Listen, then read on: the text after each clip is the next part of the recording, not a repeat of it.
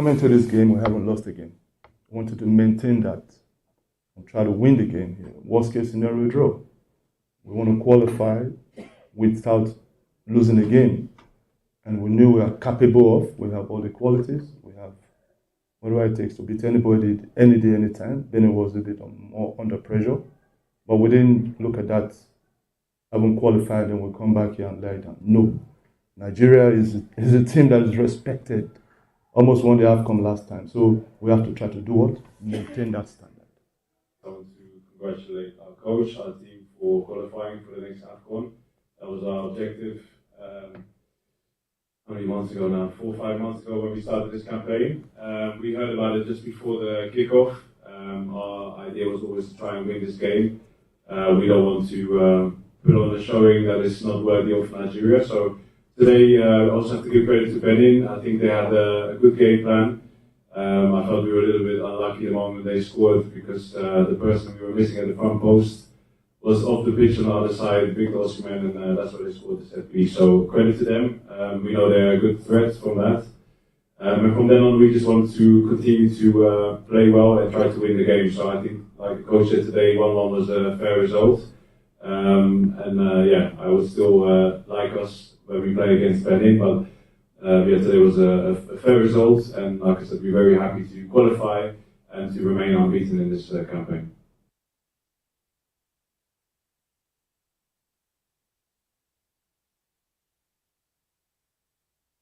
Coming to this game, we haven't lost a game. Of the Super Eagles, and William Troost-Ekong, the captain of the side, in that presser, reacting to the performance of the Super Eagles against the Benin Republic side. It was a 1-1 draw, and a lot of Nigerians have gone on social media and started making a lot of comments.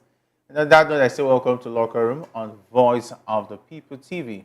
I am Jerry Apeliohai, your go-to host for everything football. And today, we're unpacking the drama from the pitch, analyzing key matchups, and shedding light on the latest rumors swirling around the round leather game. And of course, joining me is my passionate sport analyst, Mayowa, who is ready to share his insights and enthusiasm on the show this afternoon. And of course, I don't know if he's enthusiastic. I said up Eagles when I chatted him this afternoon.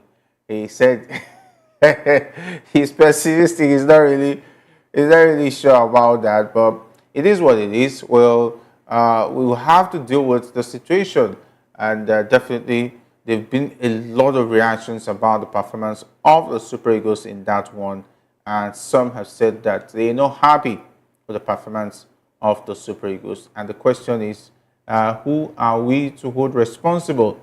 For me, I think Eguavoen gave his best shot, but anyway, the man has said that he has attributed the Super Eagles' draw with Benin Republic in Abidjan last night due to downpour, meaning that he's talking about the rain. Nigerians secured their tickets, however, to participate in the African Cup of Nations finals for the 21st time.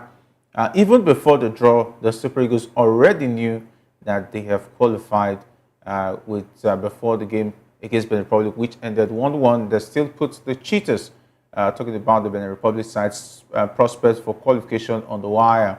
He said it was a tough game, and he congratulates the players for a spirited display in the second half that ended and then the equalizer. And of course, he said the downpour made the game difficult for both teams, but he's happy that they had the AFCON final tickets in the bag ahead of the final game of the series against Rwanda in Uyo on Monday. Rwanda with 5 points from their 5 games after an unexpected 1-0 loss to Libya in Kigali.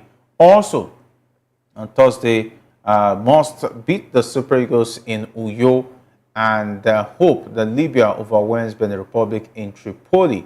And that will be on Monday to spring to second place and collect the second ticket to the finals. Of course, that would be a big ask of talking about the Rwandese asking Libya to beat Benin Republic. That would be a difficult ask. We understand that Maiwa is with us. Great to have you join us on Locker Room this afternoon. Mario, you don't look enthusiastic. You don't look excited. How are you? Great to have you join us. TGIF. It's always amazing to be here. I was disappointed with our performance yesterday. We were lucky that we were able to draw that particular game.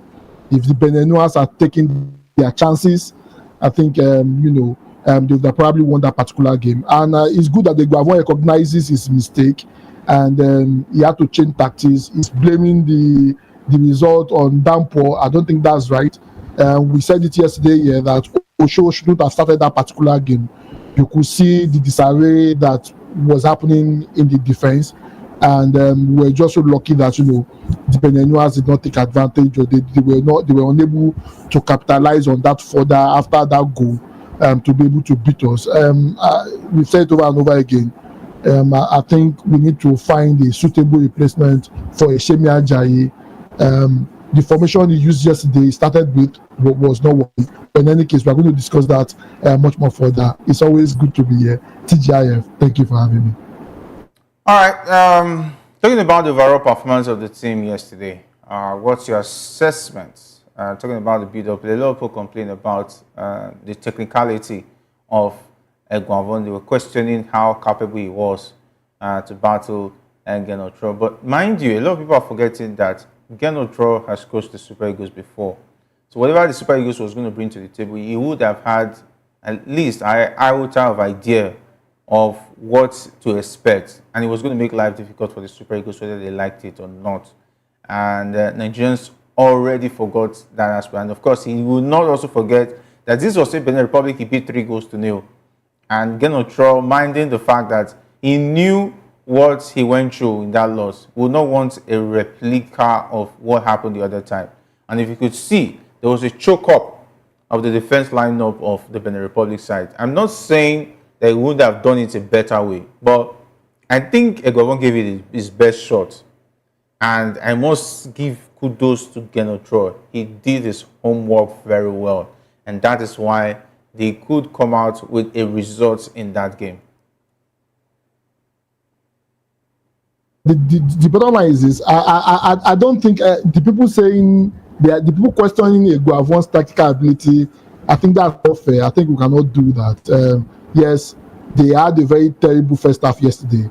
Earlier in the second half too, the second half too was not the first part of the second half was not that fantastic. However, what started this off was the kind of formation he wanted to go with. That's number one. Number two, there were some players in that particular team that do not justify their call-up. A typical example is Iheanacho.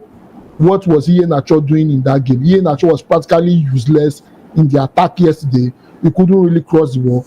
The formation he was also trying to use, Bruno Yemachi and Olaino, making them much more offensive, did not really work out because they couldn't really deliver the crosses, and they were over reliant on crosses, especially in the first half. However, we do not have the players that can do that. If you discover that when the second half came, he made some changes and the rest of that. Osho was very jittery. Osho was out of position almost all the time, and that was really exposing our defense.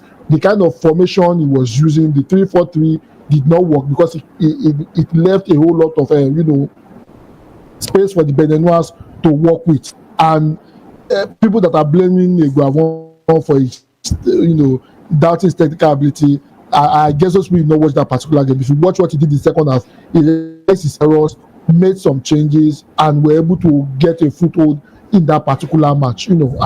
Sometimes as a coach, you have a bad day, and he had a very terrible first half yesterday. And some of the personnel that he used yesterday, some of the players that he used yesterday, definitely is an indication that he shouldn't have used them. And Osho is not a player you want to start in the national team. You have to introduce him gradually into the team before he can get his confidence. His confidence was a bit shaky, and I understand that because that was his first game. Iheanacho should never play for Nigeria again at the moment. He should go and sort his performance level out before calling to the national team because he didn't justify the call up for the national team with the display of yesterday. All right, talking about Iheanacho, I think for me, I was not really excited about Iheanacho starting in that lineup, and he definitely did not disappoint us in terms of his below par performance. And it showed that Iheanacho should take the backbench on the game against Rwanda. We'd like to see Samuel Chukwueze running down the flanks, and definitely the two players who really did very well. You have to give it to Victor Osimhen. And take a look at Victor Osimhen's record. He's been awesome. He's been on fire. And his number of goals now equaling Segun Odegbami's number of goals for the Super Eagles. And it looks like he's already eyeing Rashidi Yekini's record. And in a little amount of appearances, it looks like Osimhen is on the verge of breaking the all-time goal scoring record for the Super Eagles. And you must give it to him. Him and Ademola Lookman did not really put any foot wrong. They were hustling for every ball, every chance. In spite of the fact that Benin Republic side knew they had defensive problems in terms of players pulling out, their defense was disciplined to the core. And of course, that is how Genotro's teams always defend. The defense lineup was manned up to the teeth from the flanks. You could see that they covered everywhere, but you must figure out bring out the fact that Osimhen and Ademola Lookman did very well to at least grind out even a goal. Osimhen has been the focal point for Nigeria. We said yesterday, anytime Victor Osimhen plays, there's always there's always this confidence that we are going to get the goals. And just even when we're behind yesterday, apart from the fact that when the Beniners did not take their chance, I knew that we were not going to lose that game. I knew it was going to be very difficult. I was emphasizing probably a draw. And also, even that particular game yesterday, I think, I was, mentioning the fact that Nwabali is yet to secure the number one position. His performance yesterday was jittery. And sometimes when your defense is not living up to expectation, you expect the goalkeeper to be able to come in, step in, and help the defenders with their positioning. Nwabali did not do that, and that's one of the reasons why I was saying yesterday that I for me personally, I don't think Nwabali has raised this game to the level of being our recognized number one yet. Yes, he's doing very well, but I don't think he has gotten to that level that will give him the confidence I will have in the likes of Enyama and the rest of that. Another reason why I feel Maduka Okoye should also be given the opportunity, because Nwabali was very jittery yesterday, and the reason for that was because of our defense being so much exposed based on the formation we started out with. That aside, Ademola Lookman and Osimhen, they've been very fantastic. The only weak link in that part in that forward yesterday was an Iheanacho, and when the Moses Simon came in, you could see the effectiveness of Ademola Lookman and Victor Osimhen, because Moses Simon took away the pressure of the ball coming to Ademola Lookman all the time, and we could see them flourish very well. Their stats in Europe does not lie, and they are putting the same performance they are putting in their club. They are replicating the same performance in Nigeria. Kudos to them. And to be honest with you, the two of them, they deserve to be African best with the kind of performance they are putting in. Meanwhile, Austin Eguavoen has commended his players after the battle to secure the draw against the Cheetahs of Benin Republic last night. And of course, the Super Eagles managed to hold Genotro's side, which ordinarily shouldn't have been the case. But it is what it is. But taking a look at Eguavoen's stats as the coach of the Super Eagles, you would agree with me that it's not been that bad. Out of 25 matches, he has had 16 wins, 5 draws, and just 4 losses.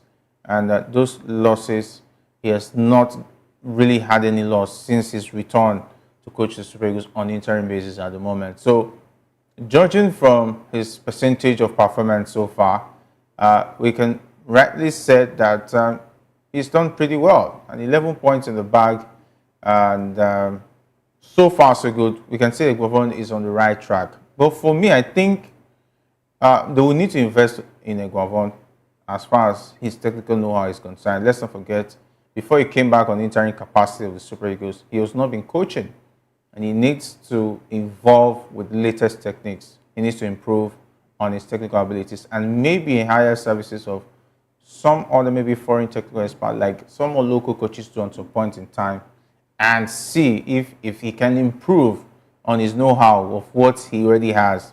I think Eguavoen will do a very great job. Mayo. Well, to be honest with you, I think yes, definitely as a coach all the time.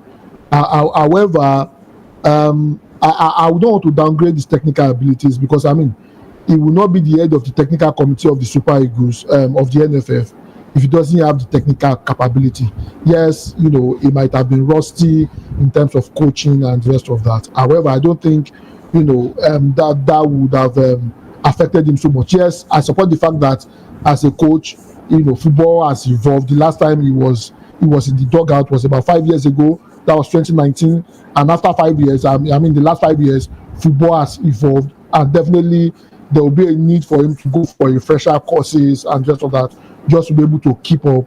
You know, in as much as you are a technical director, because you are not on the bench, you are not on in the dugout, you might not know exactly what to do. However, if you look at the strength, if you look at his performance so far in the last, he has been able to handle 4 or 5 games now. In the last 4 games, I think he has been fantastic so far. The only glitch was yesterday, and one of the reasons why yesterday happened was very simple. Some of the players that he used were not the players he was supposed to use. One, number two, he was experimenting with the formation. He already knows that Nigeria does not have, at the moment, we don't have the capability to handle a 3-4-3 formation, and he was quick to realize that and correct his error. One of the reasons why we were under a lot of pressure yesterday was because, you know, there was a particular Osho in that particular defense line. Osho is a fantastic player. When he was comfortable a bit, you could see him do some things in like 10 minutes spell of that particular game. However, he was still a bit jittery because that was his first game for the Super Eagles, and that was one of the reasons why I said, you know, he should have probably integrate him into the team gradually, so that you'll be able to see how things are being done and you'll be able to, you know, be able to be part of the team and be able to understand before playing a full match for Nigeria. That's number two. Eguavoen also needs to find, you know, to create more competition for that particular position, because I mean, it showed yesterday that because of the lack of understanding between our defenders, it showed yesterday that Osimhen Ajayi is not present, you know, in our defense, and there's a need for that to be corrected. God forbid Osimhen Ajayi is injured for 6-7 months. How do we cope? Because there was no understanding in that particular defense, and also, you know, Aniye Nacho should never be playing for Nigeria. So basically, for me, in as much as he needs to go for a refresher course, I don't think his technical ability is that bad enough that he will not be able to, you know, to do well on the job. I mean, if you judge on the basis of his performance, I mean, he has done so well so far in the last 4 games. Even good coaches have their bad day. A typical example, Guardiola has lost about 3 or 4 games in a row now, and is one of the best coaches in the world. Sometimes, as a coach, you have your bad day. He had a bad day yesterday. He had a bad first half yesterday, and I'm glad he was able to see it and rectify it. All right, let's take a look at the goals conceded. The one on the part of Nigeria conceded against Benin Republic, and some have blamed Wambali, and some even said, though he's mourning his father at the moment, and some have blamed him for that goal, and of course the defense lineup. If you take a look at the defense, we had 3 men back and 2 wing backs, and somehow the midfield was depleted. No thanks to the fact that we only had Wilfred Ndidi, and he will be in that midfield. Don't you think that was a dangerous move on the part of Austin Eguavoen, leaving the midfield with only 2 natural midfield players in such a key game? And the way we considered that goal, should there have been a situation we would have avoided conceding that goal, for instance? Definitely, we should have been able to avoid that particular goal. The goal, for me personally, I think Nwabali is not doing that particular goal. Nwabali was G3 yesterday, and the reason for that was there was a whole lot of space for the Beninois to operate with. That's number one. Number two, if you are trying to play, if you are trying to use your wing back to substitute in the midfield, your wing back has to be ball players. They have to have the quality of a Trent Alexander-Arnold. I mean, I keep saying this. Yesterday we were talking about it, and I said one thing that would make me bench an Olaino and play a Trent is because Trent, based on the formation that Eguavoen started with, if I had a Trent, I'd probably play a Trent and bench an Olaino. Is because Trent understands, the joining the attack properly and how to contribute to the attack, as a fullback playing in the midfield. That yesterday did not happen for Nigeria, and that left a whole lot of space for the guys to approach. That's number one. Number two, if you are playing a three-man defense, it means your defenders, the three guys at the back, their positioning needs to be top notch. That's number one. They need to be able to read their opponent properly, and they have to be very alert, not leaving a whole lot of room for not leaving a whole lot of space for the opposition to be able to play with. That did not happen yesterday, and because Onyemachi and Olaino were not coming back as much as they were supposed to be coming back, they really exposed the three-man defenders who are not familiar with playing that way, and that really affected us until we switched back for the traditional 4-4-3. That was when we started. That was when we had a foothold in that particular game. I think the experimentation did not work well for Eguavoen, and it's good that we quickly recognize that. I think going forward, if we know that we don't have the players that can execute a 3-4-3 formation properly, we could see there was no cover for the central defense because it was only Ndidi. And we know Iwobi is not your typical player that can fight for the ball a whole lot and get possession. I mean, anytime Iwobi challenged for the ball, he hardly gets. And the number of duels he was involved in yesterday, how many of them did he win? That will put a whole lot of pressure on Ndidi, and also put a whole lot of pressure on our central defense. And that was what the Beninois exploited. We don't have the personnel at the moment to play a 3-4-3 formation. We rather have to stick to our 4-3-3 or 4-4-2 as it may be. All right, so definitely, I agree with you on that one, Mayowa, because take a look at what he was trying to do yesterday. Though it was a great attempt, but it looks like we don't have the players who have the capacity of being utility players. Maybe if a player like Nathan Teller, he does that with Bayer Leverkusen, maybe if he had been available, maybe he would have done more than Olaluwa, But we will not take it from Aino that he has been one of the best right back in the Premier League. But as a wing back, I don't think Aino is my go-to man. And the fact that Iheanacho was found wanting, that's why you found out that a situation where Aino has to do more work, because the likes of Iheanacho refused to step up. Even at a point, Lookman had to start running from left to right. It was until when Moses Simon came in, then we started feeling the impact of wing play, and it was pretty a difficult one. I believe that Eguavoen was trying to give him a run in, and Victor Boniface, your man, also got some minutes, but unfortunately he could not get the goal. It was the original Victor that gave us that goal. Taking a look at that goal, I think it was really a goal of pure class. It only had to be Osimhen or maybe Lookman that could have scored such a goal.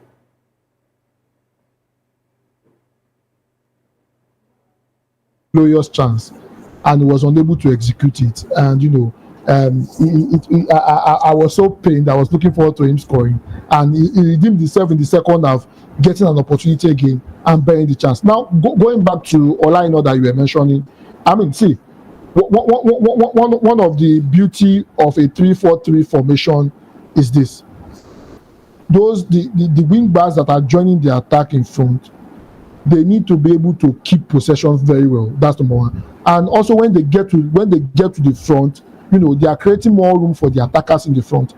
Their passes and their crosses needs to be spot on. Yesterday, that did not happen. I can count the number of crosses or the number of mistake Oyemachi made while trying to cross the ball. The same thing goes for Olaina too. Olaina will get the ball to the front, but when it's time for him to deliver or the final pass, it's always not there. And immediately you lose possession before those people track back. Remember, Kelechi Iheanacho is not always tracking back, so it's always leaving them exposed. Ademola Lookman did a very fantastic job yesterday. Anytime he's not on the ball, anytime we are under attack, he's always tracking back. That did not happen for Kelechi Iheanacho, leaving that right side to be very, very exposed anytime Olaina is going forward. And that's one of the reasons why I felt Kelechi Iheanacho was a -1 in that particular game. If we are going to play a 3-4-3 formation, we need to have ball players that will be able to do the job on the ball and off the ball. That did not happen yesterday, and that's the reason why we are under a lot of pressure. Thank God for a Victor Osimhen that saved our brushes, and for Victor Boniface, we already know that if we had we were winning 3-0, we would have probably seen him play another 20 minutes, and that would give him room to be able to do something. However, we're under a lot of pressure. It was after the goal from Osimhen. He just only had about 10 minutes or thereabout to play, and I wouldn't expect him to do anything fantastic in the 10 minutes. So the jury is still out on him. I'm still waiting for him in the next game. Probably maybe they will give him an opportunity to play in the next game. Probably maybe might be able to prove himself in the next game. All right, and of course, talking about the coach of the Benin side, Genotro, the head coach, stated that he felt his team deserved a more favorable result from last night's game. He believed that the Super Eagles were lucky. Ross stated that his team was unlucky not to win the keenly contested game. He said it was a fair result, though. Raw, who once managed the Super Eagles, said after the game, but they were unlucky because they had the better chances and organization to win that game. And Nigeria is not a team that is easy to beat, he said. But if we are taking the chances, we would have, with the scores at 1-0, maybe the result would have been different. Yes, the Benin Republic side had a lot of interesting chances. And then they converted most of those chances. They would have beaten the Super Eagles easy by 3-1 or 2, or even almost 4 goals, because the defense was found wanting at various points in time. And for Genotro to be saying this, it means that he definitely would have been disappointed that his attackers failed to utilize. And I think I must also point to the fact that the passing of the Benin Republic side, I think I was a bit impressed. Though the fact that we must also say a lot of Nigerian players who were playing for Benin Republic on that night, showing that there's a bit of Nigerianness in their way of play, and of course they are even tactical, showing that Genotro still has what it takes to coach at a top level. If they had exploited that the chances, the spaces, in our defense, they would have scored a lot of goals. They had the chances, but they did not take it. There was a particular one that I don't know what the defender was waiting for, that I don't know which of our players had to track back to kick the ball away. He was in front of the goalkeeper, him and Nwabali. He was supposed to be very fast to score that particular goal, and he was dilly-dallying before the defender came and cleared that particular ball. If that ball had gone in, that would have been 2-0 off, and would have been under a whole lot of pressure. Kudos to Genetra. He saw what Eguavoen wanted to do yesterday. He saw what the formation was, and he used the space that was left in the in the defense area. He used that space very well, especially on the left hand side of the Nigerian defense. They were using that position. They were using that space very well. Also, Osho playing as the third man in the 3-man defense was unable to cover the swath of spaces left for him, because Olaina is not there to cover for him, and they really exploit that. To be honest with you, I think Genetra's assessment on that particular game is spot on. If they are taking their chances, they would have won that particular game hands down. They had about 4 clear chances. They scored 1. Our keeper was very jittery. There was a lot of spaces in the back. We left a whole lot of spaces, gave them room to play. We were not pressing them to get the ball from them. I mean, if you want to cut off attack on the third or fourth pass, you should be able to get the ball back. That was not happening yesterday in the first half, and that gave them a lot of room to be able to play with. If they are taking their chances, there's a problem. I think, to be honest with you, as much as it's a fair result, I think the Benin they deserve to win that particular game yesterday because of their display. All right.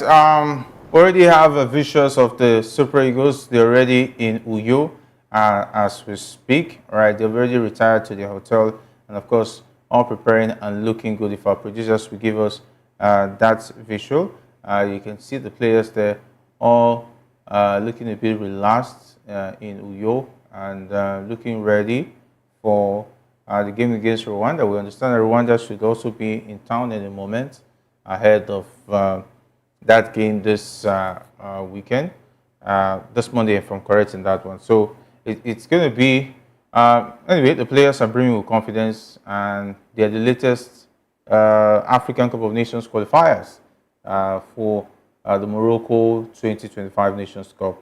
And you can see the confidence and the excitement on their face and the relaxed mood they are in. All right, talking about Victor Osimhen now. Victor Osimhen secured the 1-1 draw for the Super Eagles as the Eagles had to fight back to equalize in their 5th group game held in Abidjan. And Osimhen's goal marked his 23rd for the national team, allowing him to match the legendary Segun Odegbami for 2nd place on the all-time scoring list. So I don't know if our producers will just beam that more so that our viewers will enjoy that beautiful goal that equaled him with, okay, that's the header. And of course, it had to be Victor Osimhen who was there. And of course, you can see the Nigerians in Abidjan all excited when that goal came in. I think that goal came in is a bit of 70-something minutes or so. And in 38 matches, he has 23 goals. And meaning that he has, would I say 7 to like 14 more goals to equal Yekini's tally of 37 goals. So you must say that Osimhen is on the right track. Maiwa. He started playing for the Super Eagles 7 years ago, and he's just 24, and in 7 years he's been able to, to deliver that kind of performance. I think he's on the right track. Before he's at the age of Yekini got his 37th goal in the World Cup, and he was in his late 30s. He was almost coming to the end of his career playing for the Super Eagles. And Osimhen is still very young. He's trying on lost cylinder. His performance has been fantastic. We can only hope that he doesn't get injured. I'm always, in as much as I don't agree with some of the things, some of his shenanigans, I'm always praying for him that he doesn't get injured, because it's only injury that will stop him. He has the ability, to even be able to surpass that particular record. With the way it's going now, he's scoring. If he has played 38 times, scored 23 goals, that means a ratio of 1.2 goals per game. If he continues in that trajectory, and that's in 7 years, if he continues in that trajectory, maybe in the next 7 years, he'll probably have scored another, 20, 25 goals for Nigeria, making him go, ahead of Yekini. He has proven to be our top 9. I mean, we've always said it. Anytime Osimhen is not playing, there's always something lacking in front of goal, and we could see that in the last game against Libya in Nigeria that he was not there. I mean, we struggled in that particular game before we were able to get somebody to score for us. It's the kind of how he moves, how he positions himself in the 18. He has this, killer instinct that you want a striker to have, and that's the reason why he's been successful so far. I just hope he doesn't get injured. I'm definitely, as tomorrow sun will rise, he's definitely going to break the Rashidi Yekini record. Kudos to him for the performance. All right, kudos to Victor Osimhen, definitely on the trail of Rashidi Yekini's record, and of course equaling Segun Odegbami's record in terms of number of goals for the Super Eagles. But definitely on a sad note, where we understand that Super Eagles goalkeeper Stanley Nwabali has lost his father. Nwabali took to Instagram today to mourn his father, sharing a post accompanied by a tearful emoji. Although the goalie did not reveal the cause of the death, instead shared a heartfelt tribute with the message "Rest in peace, Dad." Okay, Mario, I don't know whether he will be available for the game against Rwanda. I think he will be given a compassionate leave to go and attend to the rites and, of course, the arrangement for his father's burial. And speedy side, of course, these things happen. They say death is inevitable, but of course, on behalf of the VOP TV and the local room crew, we are sending our compassion and, of course, our condolences to talking about Stanley Wabali, who's been awesome for the Super Eagles in recent times. Death is inevitable. Everybody, every one of us, that's the price we have to pay. We can only just wish that we grow very very old before that time comes. Heartfelt condolences to him. Definitely, I think he has done well for Nigeria. He has been able to qualify us in as much as even the performance yesterday was not up to standard. However, he has been able to qualify us for the Nations Cup. I think it would be fair enough if they give him an opportunity to be able to attend to to his family. I mean, the father just passed, and he has to go back home and be there for the family. I mean, this is a very trying time for the Nwabali family, and definitely this is not the time that you'll be concentrating on football. I think his family needs him, and I hope and I just wish him all the best. I hope he recovers quickly from this, and I hope he has the fortitude to bear the loss. It's just so sad that this is happening in the peak of his career. All right, we'll take a quick breather with that presser again, and we'll come back and hit you with more stories from the international scene. We'll take the interview again of Austin Eguavoen and William Ekong, and of course the Eagles players arriving in Rwanda, and maybe some bits of pictures of that game that went down last night. And we'll make a return and wrap it up with Mayowa still with us.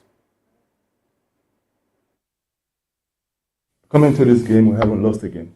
We wanted to maintain that and try to win the game here. Worst case scenario, draw. We want to qualify without losing a game. And we knew we are capable of. We have all the qualities. We have whatever it takes to beat anybody, any day, anytime. Benin was a bit more under pressure. But we didn't look at that, haven't qualified, and we'll come back here and lie down. No. Nigeria is a team that is respected. Almost won the AFCON last time. So we have to try to do what? Maintain that standard. I want to congratulate our coach, our team for qualifying for the next AFCON. That was our objective. How many months ago now? 4 or 5 months ago when we started this campaign. We heard about it just before the kickoff. Our idea was always to try and win this game. We don't want to put on a showing that is not worthy of Nigeria. So today, I also have to give credit to Benin. I think they had a good game plan. I felt we were a little bit unlucky the moment they scored because the person we were missing at the front post was off the pitch on the other side, big Osimhen, and that's why they scored the set piece. So credit to them. We know they're a good threat from that. And from then on, we just want to continue to play well and try to win the game. So I think, like the coach said today, 1-1 was a fair result.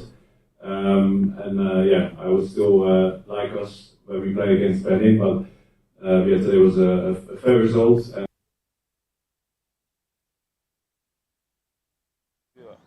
Tout simplement prendre la décision sur la base de ce qui avait été.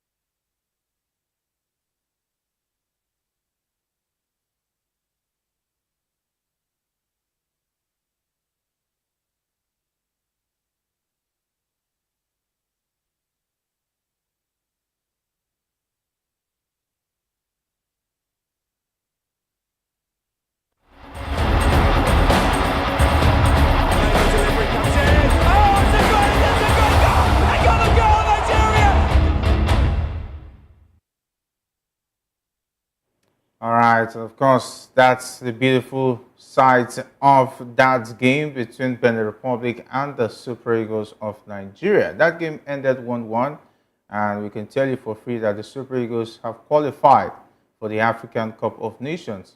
Of course, most of the times, it was Nigeria not even kicking the ball before knowing that they've qualified. And of course, we must say this is one of the easiest qualifications for Nations Cup for the Super Eagles.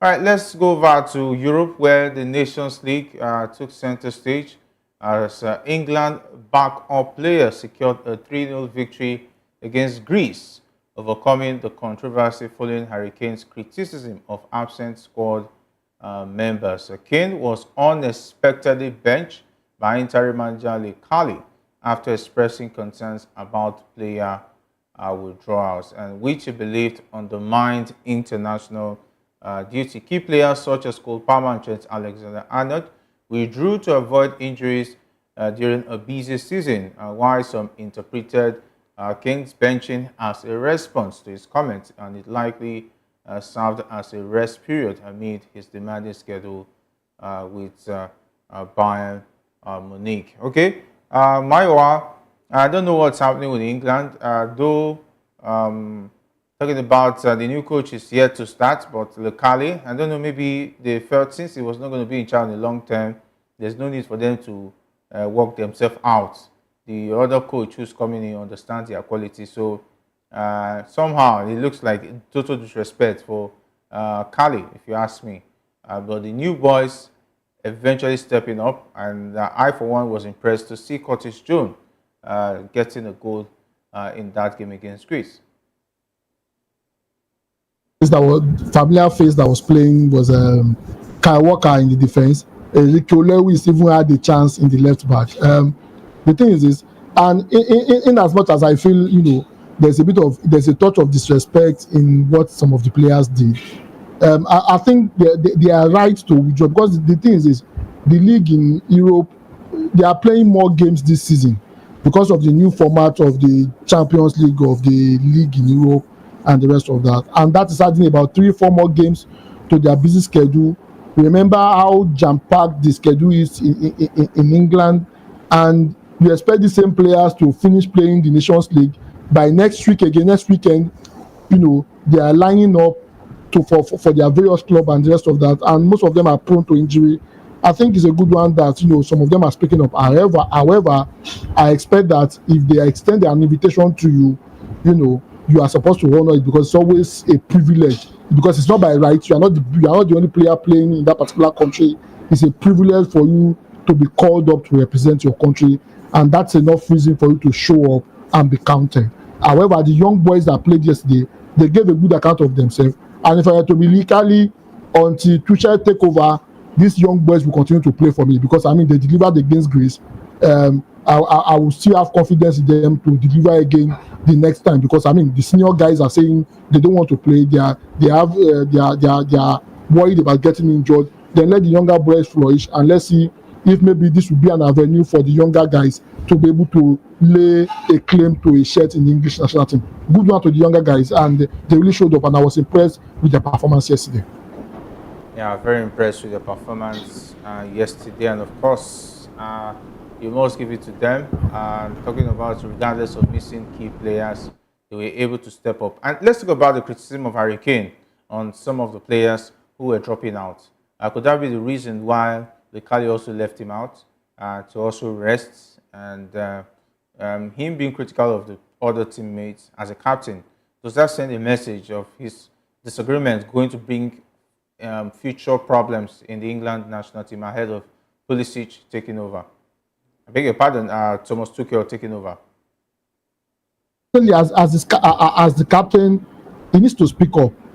See, if a country hands you an invitation to come play, it's very disrespectful for you to decline. And you play in that same league, and you already know, even if those players would have concerns about their schedule and the rest of that, they could have rang the coach at the back and probably speak to the coach instead of coming out to say they are dropping out and the rest of that. It's very disrespectful what they have done, and I'm in full support of what Harry Kane did. However, him not playing It's just more of giving the younger guys an opportunity, since majority of them will be playing, and they are playing a Greek side that is not, that is not a very competitive team in terms of, yes, they are trying their best, but I don't think you put them at the level of maybe a Spain and the rest of that. So definitely the boys who are available will be able to do the job, and that's the reason why he was put on there. For me, I back Ike 100%. He's the captain, and he should speak up if something is not right, and he has done the right thing. All right, if our producers will help us with the results of games that were played yesterday, Italy qualified for the Nations League quarterfinals with a 1-0 victory over Belgium, while France also advanced following a disappointing goalless draw against Israel. Italy scored early in the match through Sandro Tonali, assisted by Giovanni De Lorenzo. France, playing under tight security, struggled offensively, managing only 2 significant saves against Israel, despite 25 attempts on goal. Right, those are the results. Who would have thought that Italy would go away to shock Belgium to qualify for the quarterfinals? And France, at home, were not able to beat Israel. Some would say they missed Kylian Mbappe in that game. And we also saw Republic of Ireland. I'm impressed with Calvin Keller. It's like Liverpool's players were doing wonders in the Nations League over this week, beating Finland by a goal to nil. Keller saving a penalty in that one. Austria going away to beat Kazakhstan by 2-0, and Norway beating Slovenia without Martin Odegaard by 4-1. And of course, Elena Land, well inspired there. And of course, we also saw Faroe Islands beating Armenia away, and North Macedonia beating Latvia. Let's talk about Italy as well as France. What happened to Belgium? What's happening to Belgium? It looks like the golden generation is fading away, and it looks like the future is really going to be a difficult one for Belgium. And it looks like Italy is on the rise with talking about the new coach, the former, is it still the former coach of Napoli that's still their coach now? And he's been doing wonders, trying to reinvigorate the Italian side, and it looks like Italy is back to big-time European football. For France, the pulling out of, say, Mbappe, could it have had effect on them, though they had a lot of chances against Israel?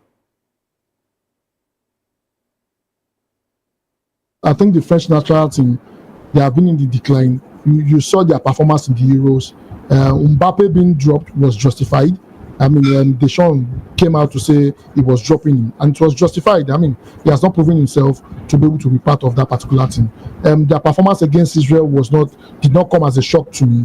They've been performing poorly, and we are seeing the result, and that's the reason why they have been struggling. They create chances, and they hardly get to score. Even in the Euros, you could count the number of goals that they score, and the performance was so horrible. The same thing goes to the Belgian national team. They have a whole lot of stars, but I think a whole lot of them, they have peaked and they are going down again. Referring to law of diminishing returns, for those who are economic savvy, you start from the bottom, you get to your peak. When you get to your peak, you start dropping down, and that's what we are seeing right now. And that's the reason why they are really struggling. I would not be surprised if they continue this kind of performance. They might get dumped out. Italy has been doing fantastically well. Tonali has been fantastic. He has not been getting a whole lot of joy with Newcastle, but with the Italian national team, I think he's been getting the result for them, and it shows how improved he is. Your goalkeeper Calea was very fantastic for Northern Ireland yesterday. However, one particular game that I was very impressed with is Faroe Island. Faroe Island is on the verge of qualifying to the next level of the Nations League, and I'm really rooting for them. I mean, they've really been struggling over the years, but I think probably maybe this might be their year. Their football has been improving, and we are seeing the results in terms of how they have been progressing. All right, because of time, let's run through the fixtures to look forward to. Talking about the match day 5, we'll have Portugal taking on Poland, Scotland versus Croatia, Denmark taking on Spain, and there's also Switzerland up against Serbia, the Cyprus up against Lithuania, and Romania versus Kosovo, Luxembourg up against Bulgaria. There's Northern Ireland trading tackles with Belarus, and there's San Marino up against Gibraltar. I failed to also mention that Dominic Soboslai also got a fantastic free kick goal. And of course, I know those who don't really like talking about it, but it is what it is. But we expect Portugal to dispatch Poland tonight, and that's the pick of the bunch for me. We would like to wrap up with that, Myra. I'm looking forward to Ronaldo doing it again. If he's available to play, I'm looking forward to seeing him doing it again today. I think the Portuguese, they have the capability to be able to dispatch the Polish national team. However, I'm looking forward to that game, and I'm hoping that Ronaldo break records again tonight. All right, that's what you can take on the show this evening. We'll meet again on Monday, another beautiful edition of Locker Room awaits. And of course, I want to say have a great weekend. Thank you for having me, Jerry. Thank you. All right. Of course, big thanks to the guys behind the scene. Talking about the likes of Manfred, not leaving out Samuel, Jeremiah, and Ike Chuku. My name is Jerry Apelahai, saying thanks for being a part of the show. Until come your way again, have a great weekend.